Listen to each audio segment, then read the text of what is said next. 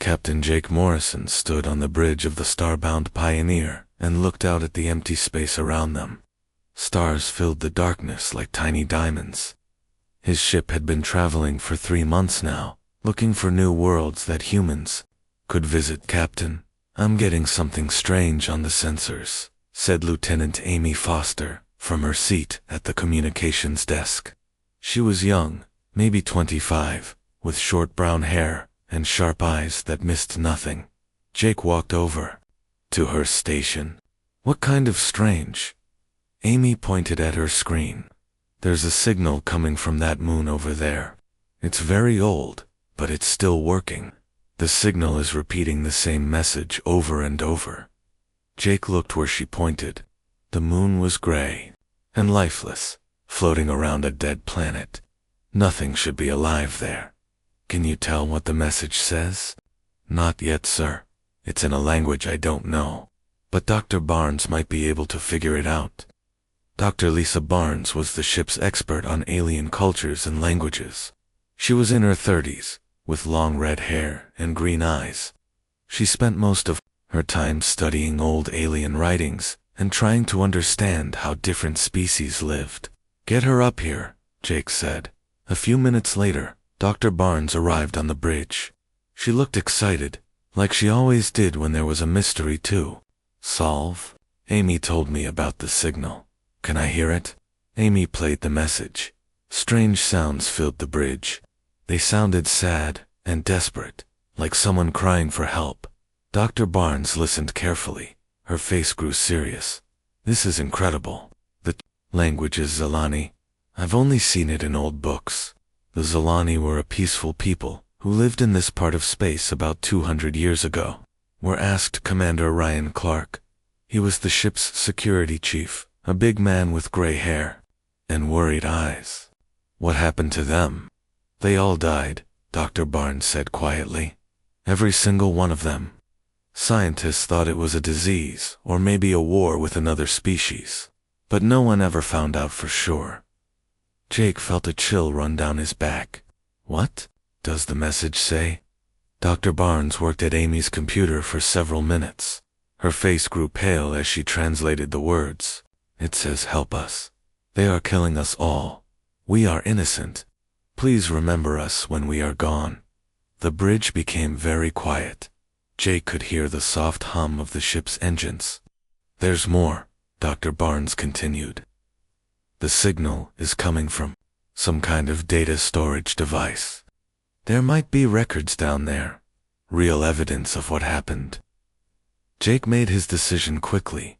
"Ryan, get a team ready. We're going down to that moon." 2 hours later, Jake, Dr. Barnes, Ryan, and 3 other crew members stood on the surface of the dead moon. They wore special suits to breathe and stay warm. The ground was covered in gray dust that had been there for millions of years. They found the source of the signal inside a small cave. It was a metal box, about the size of a suitcase. Strange writing covered its surface, and a small light blinked on and off. "This is definitely Zilani technology," Dr. Barnes said as she examined the device. "It's some kind of emergency beacon. The Zilani must have built it to tell their story before they died." Ryan kept watch while Dr. Barnes carefully removed the device from the cave. "I don't like this place," he said. "Something bad happened here." Back on the ship, Dr. Barnes worked for hours to access the data inside the device. Jake waited in her laboratory, drinking coffee and watching her work. Finally, she looked up with tears in her eyes. "Jake, you need to see this," she said. She showed him a small screen. Images appeared, pictures of a beautiful blue and green planet with tall silver cities and gardens full of strange flowers. The Zilani looked like humans, but taller and thinner, with pale blue skin and large black eyes. This was their homeworld, Dr. Barnes explained. A place called Zilara. They were artists and teachers. They never fought wars or hurt other people. The images changed. Now Jake saw ships in space, big, dark ships with red markings. They were firing weapons at the Zilani cities below. Explosions lit up the screen. The Krillians, Dr. Barnes whispered. I recognize their ships. Jake knew about the Krillians. They were members of the Galactic Council, the group that made laws for all the intelligent species in the galaxy. They were powerful and rich, with many colonies and a large military. More images appeared. Zilani families running in fear. Children crying. Buildings burning. The attackers wore armor with the symbol of the Krillian Empire. It wasn't a disease, Dr. Barnes said. It wasn't a war between equals. It was murder. The Krillians killed them all on purpose. The final images were the worst. Zilani survivors hiding in caves and underground tunnels. Krillian soldiers hunting them down one by one. A Zilani mother holding her baby, both of them sick from poison gas. An old Zilani man recording a message before Krillian soldiers broke down his door. They saved everything, Dr. Barnes said. Names, dates, locations, proof of what the Krillians did. This is evidence of genocide, Jake. The complete destruction of an entire species. Jake felt anger building inside him like a fire. How many Zilani were there? According to this data, about 50 million people lived on Zalera and their other worlds. The Krillians killed every single one of them. Why? What did the Zilani do wrong? Dr. Barnes looked through more files. Nothing. The Zilani had valuable minerals on their worlds. The Krillians wanted those minerals, but they didn't want to pay for them or trade fairly. So they decided to take everything by force. Jake stood up and walked around the laboratory. His hands were shaking with anger. The Preservation Edict, he said. What? The Preservation Edict. It's the most important law in the galaxy. No species is allowed to completely destroy another intelligent species. Ever. The punishment for breaking that law is species judgment, Dr. Barnes finished. The complete destruction of the species that committed the crime. Jake nodded. The Krillians broke the most sacred law in the universe. They committed genocide, and no one knows about it.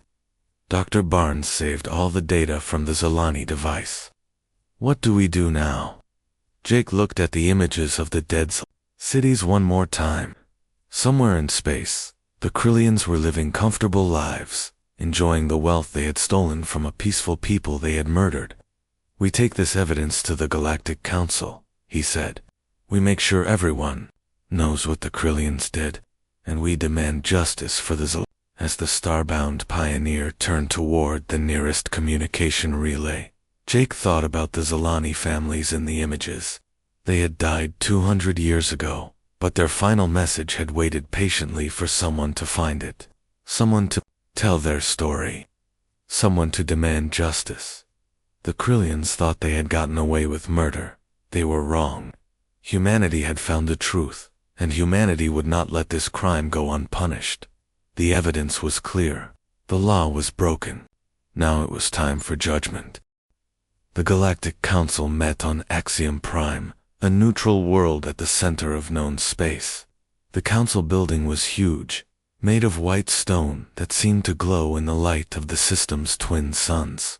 Representatives from over 100 different species gathered here to make laws and settle disputes. Ambassador Helen Carter walked through the main hall with quick, determined steps. She was a small woman with gray hair and steel blue eyes, but no one who met her ever doubted her strength. Behind her, Admiral Ben Tucker carried a secure case containing the Zilani evidence. Remember, Helen said quietly to the Admiral, we present the facts clearly and simply. No emotion, no anger, just the truth. Ben nodded. He was a big man with a scarred face and hands that had seen many battles. The evidence speaks for itself. Even the council can't ignore genocide.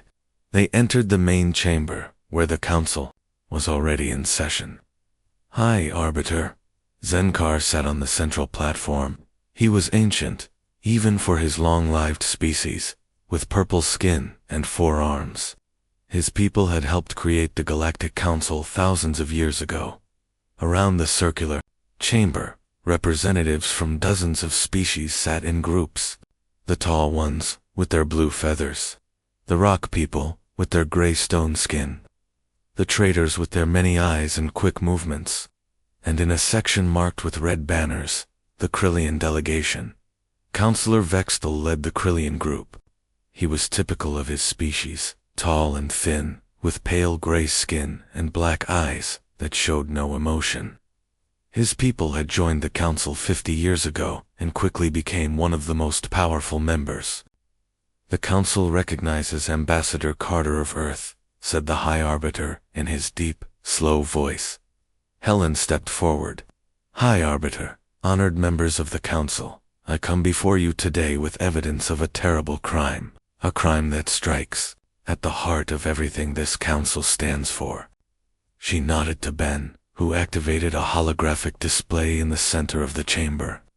Images from the Zilani beacon filled the space above their heads. 200 years ago, the Zilani people lived peacefully in the Kepler 442 system. They were artists, teachers, and farmers. They never fought wars or threatened their neighbors. They should still be alive today, adding their voices to this council. The images showed Zilani cities and families.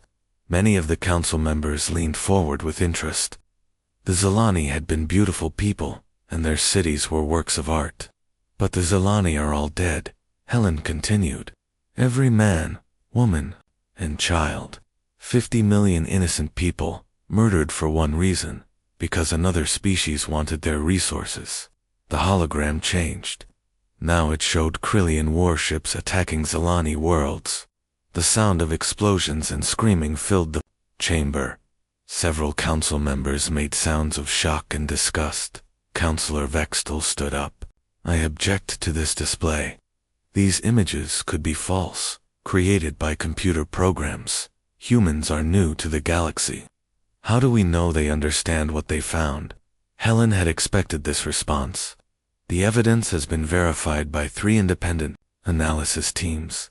The data is real. Counselor, your people committed genocide. She showed more images. Krillian soldiers with their distinctive armor and weapons, hunting down Zilani survivors. Documents with Krillian military codes. Communication. Records between Krillian commanders, discussing the final solution to the Zilani problem. The chamber erupted in angry voices. Some species demanded immediate action. Others called for more investigation. The Krillian allies, species that depended on Krillian trade, argued that the evidence was not clear enough. Silence. The High Arbiter called. His voice boomed through the chamber, and everyone became quiet. These are serious accusations. Counselor Vextel, how do you respond? Vextal's black eyes showed no emotion. The Krillian Empire denies these false charges. The humans are newcomers who do not understand galactic history. The Zilani died of a plague. This is well known. Any evidence suggesting otherwise has been fabricated. Helen felt anger rising in her chest, but she kept her voice calm. The evidence includes genetic records, weapon signatures, and communication logs. It cannot be fabricated. Humans have advanced computer technology, Vex replied smoothly. They could create any evidence they wanted. This is clearly an attempt to damage Krillian reputation for political gain. Around the chamber, representatives whispered to each other. Helen could see uncertainty on many faces. The Krillians were powerful and influential. Many species owed them money or depended on their trade routes. Accusing them of genocide would have serious consequences. The High Arbiter studied the evidence for several minutes. Finally, he spoke. These accusations are grave. If true, they represent a violation of the Preservation Edict, our most sacred law. However, the Council must be certain before taking action. Helen felt her heart sink. She knew what was coming. Therefore, the High Arbiter continued, the Council will form an investigation committee to study this evidence more carefully. The committee will report back in 6 months with their findings. 6 months. Helen stepped forward. High Arbiter, the evidence is clear. The Preservation Edict states that any violation must be punished immediately. The evidence must be verified by the Council's own experts, said Councillor Vextel. Surely the humans do not expect us to take their word alone on such a serious matter. Helen looked around the chamber. She could see fear in many faces, not fear of the Krillians' crime, but fear of the consequences of acting against such a powerful species. The Krillians controlled trade routes, mining operations, and military bases throughout the galaxy. Punishing them would hurt many other species economically. I see, Helen said quietly. The Council chooses politics over justice. The High Arbiter's ancient face showed sadness. Ambassador Carter, the Council must consider all consequences of its actions. The Krillian Empire is a major member of galactic civilization. We cannot destroy them based on evidence that might be questioned. Helen felt Ben's hand on her shoulder. She knew he was trying to keep her calm, but rage was building inside her. Like a storm, might be questioned. She said, her voice getting louder. 50 million people are dead. They were burned, poisoned, and hunted like animals. And you want to form a committee. Ambassador, the High Arbiter warned, control yourself. Helen took a deep breath. When she spoke again, her voice was ice. Cold. Very well. Since the Council refuses to enforce its own laws, I invoke the right of species advocacy. The chamber became completely silent. Even Vextel's emotionless face showed surprise. The High Arbiter leaned forward.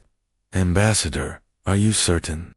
The right of species advocacy has not been invoked in over 1,000 years.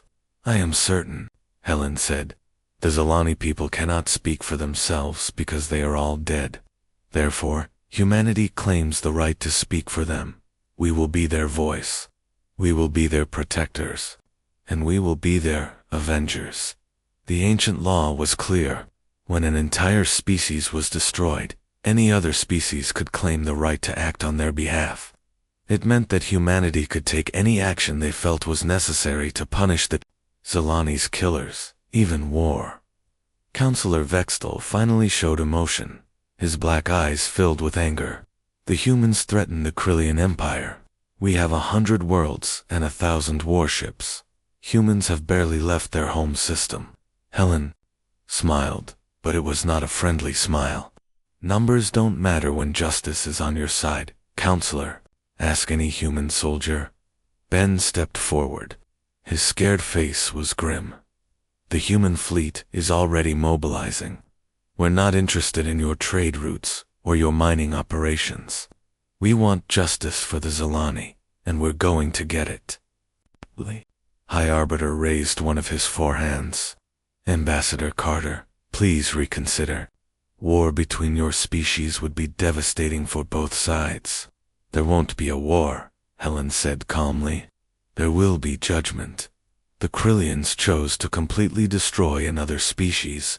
Under galactic law, that means they face complete destruction, themselves. She turned to face Vextel directly. You thought you had gotten away with murder. You were wrong. The Zilani may be dead, but their story survived. And now humanity knows the truth. Vextel's voice was cold as ice. If humans want war, they will have it. But they will regret challenging the Krillian Empire. We don't want war, Helen replied. We want justice. There's a difference. She picked up the evidence case and walked toward the exit. Ben followed her, along with the small human delegation. At the door, Helen turned back one last time. High Arbiter, honored members of the Council. You have chosen to ignore the murder of 50 million innocent people. History will remember this day, and it will remember who stood for justice and who stood for convenience. As they left the chamber, Helen could hear angry voices behind them. Some species were demanding that the Council reconsider. Others were warning about the economic consequences of war. The Krillians were threatening trade sanctions against anyone who supported the humans. Outside in the hallway, Ben looked at his ambassador with respect. That was well done. But you know what comes next? Helen nodded. War. Total war. The Krillians broke the most sacred law in the galaxy. They committed genocide, and they're going to pay for it with their lives. As they walked toward their ship, Helen thought about the images from the Zilani beacon. Families running in terror. Children crying for parents who would never come home. An entire civilization erased from existence for profit. The Galactic Council might be willing to ignore that crime. Humanity was not. The Krillians wanted to know what humans were capable of when someone they protected was murdered. They were about to find out. The war room deep inside Earth's military headquarters buzzed with activity. Dozens of officers worked at computer screens, planning humanity's response to the Krillian genocide. Maps of space showed Krillian worlds, and military bases scattered across dozens of star systems. General Paul Stevens stood at the center of it all, studying a holographic display of Krillian space. He was a tall man with iron-gray hair and hard brown eyes that had seen too many battles. Around him, his best officers waited for orders. "Report," he said simply.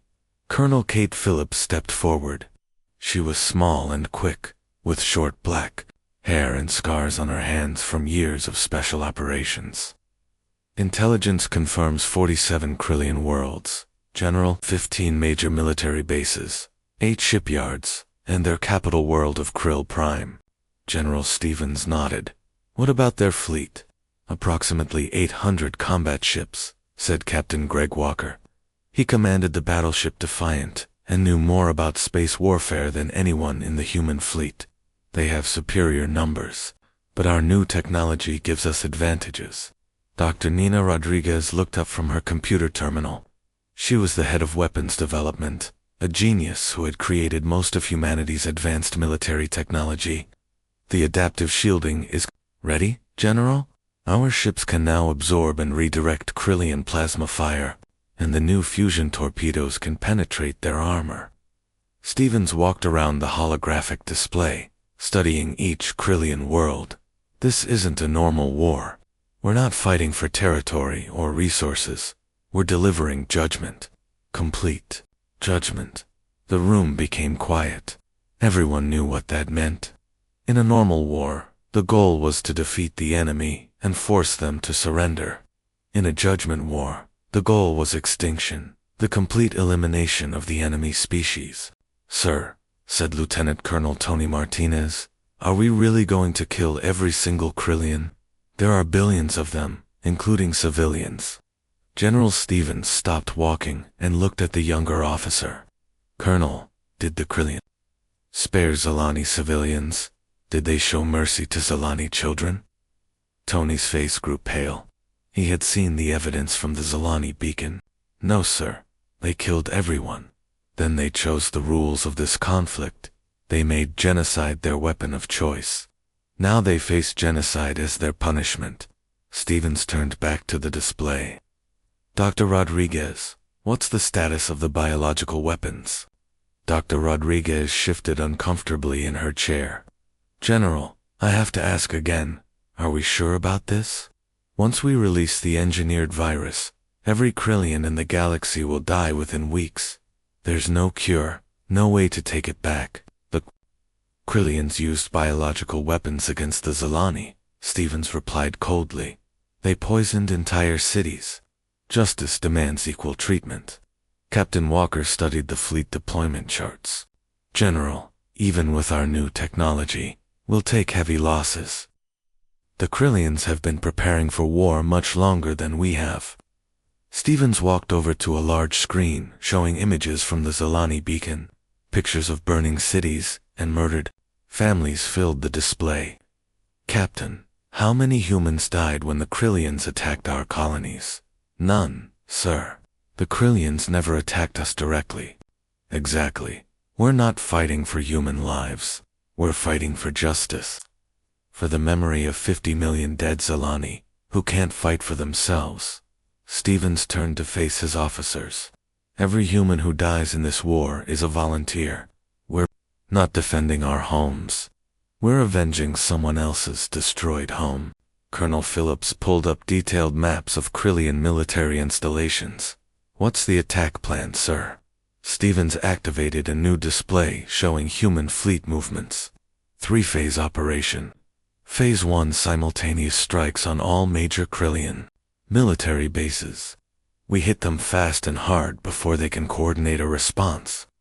Red arrows appeared on the map, showing human fleets moving toward Krillian targets. Phase 2, destruction of their industrial capacity. Shipyards, factories, mining operations. We make sure they can't build new weapons or ships. More arrows appeared, targeting civilian infrastructure. Phase 3, planetary assault. We land troops on every Krillian world and eliminate all resistance. Then we release the biological weapon. The room was completely silent.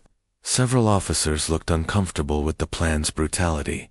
Dr. Rodriguez spoke carefully.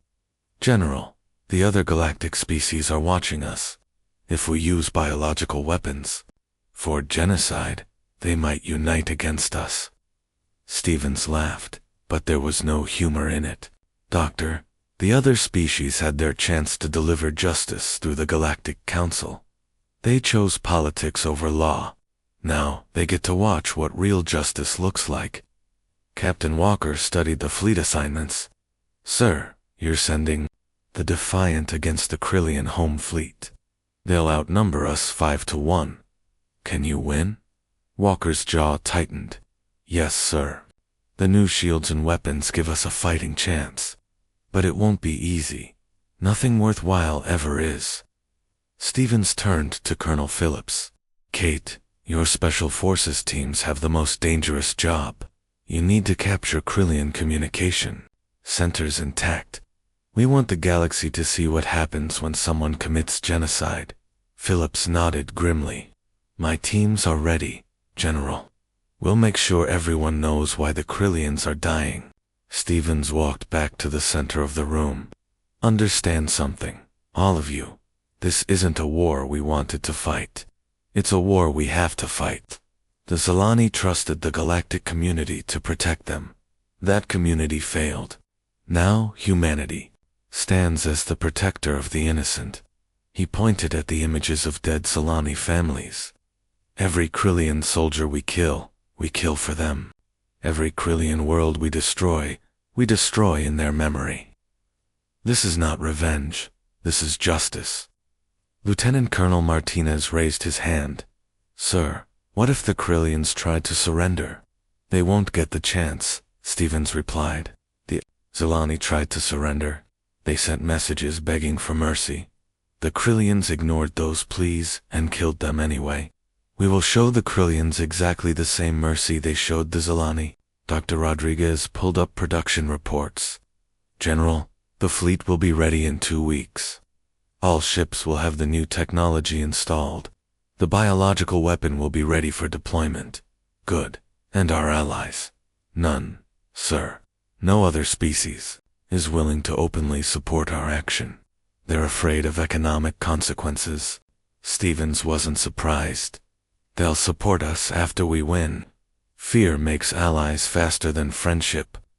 Colonel Phillips looked at the tactical displays. General, have you considered what happens after we destroy the Krillians? The galaxy will fear us. They'll see humans as a species that commits genocide. Stevens was quiet for a long moment. Kate, the galaxy already contains species that commit genocide. The Krillians proved that. The difference is, we only commit genocide against genociders. We're not destroyers, we're justice. He activated a communication link to Earth's government. Mr. President, the military is ready. We await your final authorization. President Maria Garcia's voice came through the speakers. She sounded tired, but determined. General Stevens, are you absolutely certain this is the only way? Mr. President, the Galactic Council had 50 years to investigate the Zilani extinction. They chose to ignore it. They've made it clear that law doesn't apply to powerful species. Someone has to enforce the law, and that someone is us. Yes, sir, we found the evidence. We presented it to the proper authorities. They refused to act. Under galactic law, that makes us the Zilani's legal protectors and avengers. There was a long pause. Finally, the president spoke. Very well. You have authorization for Operation Justice. May God help us all. The communication ended. General Stevens looked around the room at his officers. You heard the president. We launch in 2 weeks. Captain Walker, get the fleet ready. Colonel Phillips, brief your teams. Dr. Rodriguez, finish the weapons. As the officers filed out to prepare for war, Stevens remained alone in the war room. He stared at the images of the dead Zilani, thinking about the choice humanity had made. They were about to become the most feared species in the galaxy. Other civilizations would whisper about humans who delivered final judgment on those who broke galactic law. Some would call them heroes. Others would call them monsters. Stevens didn't care what they called humanity. All that mattered was justice. For 50 million innocent people who had died alone and afraid, far from any help. The Krillians had thought their crime was buried and forgotten. They were wrong. Humanity remembered, and humanity was coming for them. In 2 weeks, the Krillian Empire would learn what happened when someone committed genocide against a species under human protection. They would learn it as they died. The war began at exactly 800 Galactic Standard Time across 17 Krillian star systems. Human fleets emerged from hyperspace simultaneously, catching the Krillian defenders completely off guard. Admiral Susan Cole stood on the bridge of her flagship, the Vengeance, watching the battle unfold around Krill Prime. The Krillian home fleet was massive, over 200 warships protecting their capital world. But numbers didn't tell the whole story. Enemy fleet is moving to intercept, reported her tactical officer. They're trying to form a defensive line. Susan was 50 years old, with silver hair and steady blue eyes. She had fought in border conflicts before, but nothing like this. This wasn't a battle for territory, it was a battle for extinction. All ships, implement Pattern Alpha, she ordered. Let them see what human technology can do. The human fleet was smaller, only 60 ships against the Krillian 200. But these ships carried weapons and defenses the galaxy had never seen before. As Krillian plasma beams struck human shields, the energy was absorbed and redirected back at the attackers. Direct hit on the Krillian flagship called out Lieutenant Commander Lucy Wright from her fighter control station. Their shields are down to 60%. Lucy was young for such an important position, but she was the best pilot in the human fleet. Her fighter squadrons were already engaged with Krillian defenders, dancing through space like deadly birds. The Krillian fleet commander tried to use traditional tactics, concentrated fire, and overwhelming numbers. But human ships moved differently, their new engines allowing impossible maneuvers. When Krillian ships fired, humans weren't where they expected them to be. Admiral, said Captain Alex Johnson from the communications station, we're getting reports from the other battle zones. The attacks are going well. Enemy resistance is lighter than expected. Susan nodded, without taking her eyes off the battle display. Across Krillian space, human fleets were striking military targets with precision and fury. The industrial world of Vexstar was under assault by Major Tony Martinez and his ground forces. The fleet yards at Nexus Point were burning under Captain Greg Walker's guns. The Krillians are trying to send a message, reported Alex. Should I put it through? Let's hear what they have to say. The main screen filled with the image of Counselor Vex. He was aboard a Krillian warship, his usual emotionless face showing signs of strain. Admiral Cole, he said in his cold voice, this attack is an act of war against a peaceful member of the Galactic Council. We demand that you withdraw immediately. Susan almost laughed. Peaceful. Counselor, we have evidence that your people murdered 50 million Zilani civilians. That's not what I call peaceful. The Zilani matter is under investigation by the Council. This military action is illegal under galactic law. Galactic law allows species advocacy, Susan replied calmly. We're acting on behalf of the extinct Zalani people. Your people chose genocide as their weapon. Now you face genocide as your punishment. Vextel's black eyes showed anger for the first time. You cannot destroy the entire Krillian Empire. We have colonies throughout the galaxy. You lack the resources for such a campaign. Susan smiled, but it wasn't a friendly expression. Counselor, you're thinking like someone who fights wars for profit or territory. We're not fighting a war. We're delivering judgment, and we have all the resources we need. She cut the communication and turned back to the battle. The Krillian home fleet was beginning to break apart under human assault. Their ships were tough, but human weapons were designed specifically to counter Krillian technology. Admiral, enemy flagship is trying to retreat, reported Lucy. Let them run. We want survivors to spread the word. Susan activated the fleet communication system. All ships, focus fire on military targets only. Ignore civilian vessels. We're not here to murder innocents. The battle around Krill Prime lasted 6 hours. When it ended, the Krillian home fleet was destroyed. Burning wreckage drifted through space, and the planet's orbital defenses were silent. But Susan's fleet had taken casualties to 12 human ships destroyed. Thousands of crew members dead. Across the galaxy, similar battles were ending with human victories. The Krillians had superior numbers, but human technology and tactics proved decisive. More importantly, humans fought with a purpose that Krillian soldiers couldn't match. Admiral, said Alex, we're getting a priority message from General Stevens on Earth. The main screen showed the general's scarred face. Admiral Cole, excellent work. Phase 1 is complete. All major Krillian military bases have been neutralized. Prepare for Phase 2. Susan felt tired. The easy part was over. Now came the hard work of destroying an entire civilization. General, the Krillians are already trying to negotiate. They're offering territory and resources in exchange for peace. What did you tell them? I told them to ask the Zalani about mercy. Stevens nodded approvingly. Good. Phase 2 begins in 6 hours. Target all industrial facilities, shipyards, and manufacturing centers. The Krillians need to understand that this isn't a negotiation.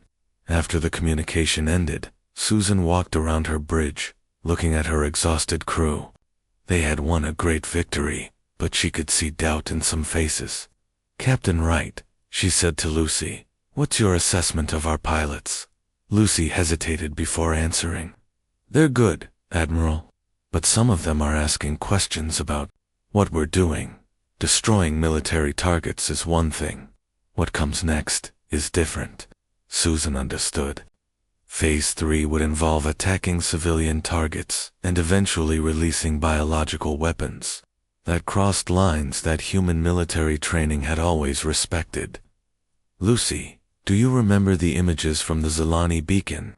The Krillian soldiers hunting down children. Yes, ma'am. Those soldiers had families too. Wives and children who loved them. But they still murdered 50 million innocent people. Evil doesn't become acceptable just because the people doing it have normal lives. Susan activated her personal communicator and sent a message to all human forces in Krillian space. This is Admiral Cole, to all units. I know what you're thinking. You're wondering if we're becoming the same as the people we're fighting. The answer is no, we're not. She paused, choosing her words carefully. The Krillians chose genocide as their solution to an economic problem. They killed innocent people for profit. We're using genocide as justice for mass murder. The intent matters. The reason matters. Reports continued to come in from across Krillian space. Human forces were winning everywhere, but the cost was mounting. The ocean world of Depthka had been particularly brutal, with underwater combat, claiming many lives on both sides. Admiral, said Alex, the Krillians are broadcasting to the entire galaxy. They're calling for help from other species. Put it through. The screen showed Counselor Vextel again, but this time he was speaking to the Galactic Council. Honored members, humanity has declared war on our entire species. They seek to commit genocide against us. We ask for immediate assistance under the Mutual Defense Treaty. The response from the Council was telling. Most species remained silent. A few offered to mediate peace talks, but none offered military assistance. The galaxy was watching to see what would happen when someone challenged the humans' concept of justice. Susan turned to her crew. You see, the galaxy knows the Krillians are guilty. They're not helping because they know we're right. But privately, she wondered what would happen after the Krillians were extinct. Would other species trust humanity, or would they fear them? Would the galaxy be more peaceful, or would it live in terror of human judgment? These questions would be answered later. Right now, there was work to do. All ships, prepare for Phase 2, Susan ordered. Target Krillian industrial facilities. No negotiations, no mercy. The Zilani never got a second chance. Neither do their killers. As the human fleet moved toward Krillian civilian targets, Susan thought about the choice her species had made. They were becoming the galaxy's executioner. The species that other civilizations would fear and respect. But someone had to enforce the law. When the proper authorities failed, someone had to speak for the dead when the living chose silence. If that burden fell to humanity, then humanity would carry it. The Krillians had broken the most sacred law in the universe. Now they would face the consequences. Complete, final, and absolute consequences. Justice was coming for them, and justice wore a human face. 3 months after the war began, Fleet Admiral Jake Morrison stood on the bridge of his flagship, looking down at Krill Prime. The Krillian homeworld turned slowly below them, its cities dark, and its orbital defenses destroyed. This was the moment everything had been leading to. Jake had been promoted from captain after his discovery of the Zilani evidence. Now he commanded the final assault on the last Krillian stronghold. Around his ship, the human fleet waited for orders. They had fought across dozens of star systems to reach this point. Admiral, said Dr. Lisa Barnes, from her position at the science station. I'm detecting approximately 50 million Krillians on the surface. Military resistance has ended. They're broadcasting surrender requests on all frequencies. Lisa had volunteered to serve on the final mission. As the person who first translated the Zilani records, she felt responsible for seeing justice completed. But Jake could see the stress in her face. 3 months of war had been hard on everyone. Any response from their government? Jake asked. Elder Zexai is requesting to speak with you personally, reported Communications Officer Daniel Ross. He says he has important information to share. Jake had heard of Zexai. He was the oldest surviving Krillian leader, someone who had been alive during the Zilani genocide. Put him through. The main screen filled with the image of an ancient Krillian. Zexai was even older than most of his species lived to be, his gray skin wrinkled and his black eyes dim with age. He sat in what looked like a bunker, deep underground. Admiral Morrison, Zexai said in a weak voice, I wish to speak about the charges against my people. There are no charges, Jake replied coldly. There was a trial. The evidence was presented. Your people were found guilty. Now comes the sentence. Zexai's ancient hands shook as he leaned forward. Admiral, I was there when we attacked the Zilani. I was a young military officer then. I want you to know it was wrong. We were wrong. Jake felt surprise. In 3 months of war, no Krillian had ever admitted guilt. Continue. The Zilani were peaceful people. They offered to share their resources, to trade fairly. But our leaders wanted everything. They said it was easier to take than to negotiate. Zexai's voice broke with emotion. I helped plan the attacks. I gave orders that killed innocent families. Dr. Barnes stepped forward. Elder Zexai, why are you telling us this now? Because I am dying anyway. Age has caught up with me. But I want the galaxy to know the truth before my species ends. We committed genocide. We deserve what is coming. Jake studied the old Krillian's face. After months of fighting enemies who showed no remorse, this admission felt strange. If you knew it was wrong, why didn't you stop it? I was young and ambitious. I believed my leaders when they said the Zilani were inferior, that they didn't deserve to live. I was a fool. Zexai coughed, a painful sound. Admiral, there were others. Not just the Zilani. The bridge became silent. Jake felt ice in his stomach. What others? 3 more species. The gentle ones of harmony, the star singers, the children of light, all extinct. All killed by Krillian weapons for Krillian profit. Zexai's eyes filled with tears. We were not just murderers, Admiral. We were serial murderers. Dr. Barnes made a sound of horror. 4 species. You killed 4 entire species, over a period of 300 years. Always the same pattern. Find a peaceful species, with valuable resources. Demand everything. Kill them when they resist. Zexai looked directly at Jake. My people have the blood of 200 million innocent beings on our hands. Jake felt his anger return, stronger than before. He had thought the Zilani genocide was a single, terrible crime. Now he learned it was part of a pattern, a way of life for the Krillians. Where are the records of these other genocides? He demanded. Hidden in the deepest archives on Krill Prime. The locations are in a data package I'm transmitting to you now.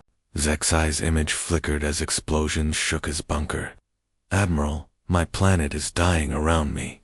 Before it ends, I want to ask you something. What? After you destroy us, what happens next? Will humanity become what we were? Will you find peaceful species and take what you want from them? Jake was quiet for a long moment. It was a question that had kept him awake many nights during the war. Elder Zexai, we're not destroying you because we want your worlds or your resources. We're destroying you because you're murderers. When the last Krillian dies, we're going home. And if another species commits genocide, then we'll come for them too. Zexai actually smiled at that answer. Good. The galaxy needs someone to enforce the law when the Council will not. I only wish it had happened sooner. The Zilani might still be alive. The communication ended as Zexai's bunker was hit by falling debris. Jake stood quietly for a moment, processing what he had learned. 4 species extinct. 200 million innocent people murdered across 3 centuries. Admiral, said Dr. Barnes softly, the data package contains locations for all the hidden archives, complete records of 4 genocides, including details we never found about the Zilani attacks. Jake nodded. Make sure copies are sent to every species in the galaxy. I want everyone to know exactly what the Krillians did. He activated the fleet communication system. All ships, this is Admiral Morrison. Prepare for final phase implementation. Deploy the biological weapon. Around Krill Prime, human ships began releasing clouds of engineered virus into the atmosphere. The weapon was designed specifically for Krillian biology. It would kill every member of their species within days, but leave other life forms unharmed. Admiral, said Dr. Barnes, are you sure about this? After Zexai's confession, maybe we could spare some of them. Show mercy. Jake looked at her with sad eyes. Lisa, did the Krillians show mercy to any of the 4 species they murdered? Did they spare anyone from the Zilani, from the Star Singers, from the Children of Light? No, but no buts. Justice means equal treatment. The Krillians chose extinction as their weapon. 4 times. Now they face extinction as their punishment. The scales must balance. As the biological weapon spread through Krill Prime's atmosphere, Jake received reports from across Krillian space. Every Krillian world was being treated the same way. Within a week, the entire species would be extinct. Sir, said Daniel Ross, we're getting a galaxy-wide transmission request from President Garcia on Earth. Put her through to all human ships and all galactic communication networks. President Maria Garcia appeared on screens throughout human space and in the capitals of every major galactic species. She was an older woman with gray hair and tired eyes, but her voice was strong and clear. "People of the galaxy," she began, "3 months ago, humanity discovered evidence of genocide. Not one genocide, but 4. Over 300 years, the Krillian Empire systematically murdered 4 peaceful species, over 200 million innocent people, for profit and territory. Images from the hidden archives appeared on the screen. Records of the star singers being hunted to extinction, the children of light dying from biological weapons, the gentle ones of harmony burned from orbit. We brought this evidence to the Galactic Council, asking for justice. The Council chose to form committees and delay action. They chose politics over law, convenience over justice. The President's face hardened. So humanity chose to act alone. We claimed the right to speak for the dead, to protect the innocent, to enforce the laws that others would not enforce. She paused, letting her words sink in across the galaxy. As I speak, the Krillian species is ending. Every member of their kind will be dead within days. Some will call this genocide. They are correct. We have chosen to completely destroy a species that chose to completely destroy others. Jake watched the transmission from his bridge, thinking about the choice humanity had made. They were broadcasting their actions to the entire galaxy, making sure everyone understood what had happened and why. "Let this be a message to every species in known space," President Garcia continued. "Humanity will not tolerate genocide. We will not allow the strong to murder the weak for profit. We will not stand by while innocents are slaughtered." The President's voice became cold as ice. "If your species commits genocide, we will find you. We will judge you, and we will deliver final justice. The choice is yours. Live in peace or face extinction." The transmission ended. Across the galaxy, government leaders and military commanders sat in stunned silence. Humanity had just announced itself as the galaxy's executioner, the species that would enforce ultimate justice when no one else would. Jake walked to the viewport and looked down at Krill Prime one last time. The planet looked peaceful from space, its blue oceans and white clouds beautiful in the system's sunlight. In a few days, it would be silent forever. "Admiral," said Dr. Barnes, "what happens now? Do we go home?" "We go home," Jake confirmed. "Our job here is finished. And if another species commits genocide," Jake turned from the viewport with steady eyes, "then we come back. We keep coming back until every species in the galaxy understands that there are consequences for evil." As the human fleet prepared to leave Krillian space, Jake thought about the Zilani families in the beacon recordings. They had died alone and afraid, with no one to protect them.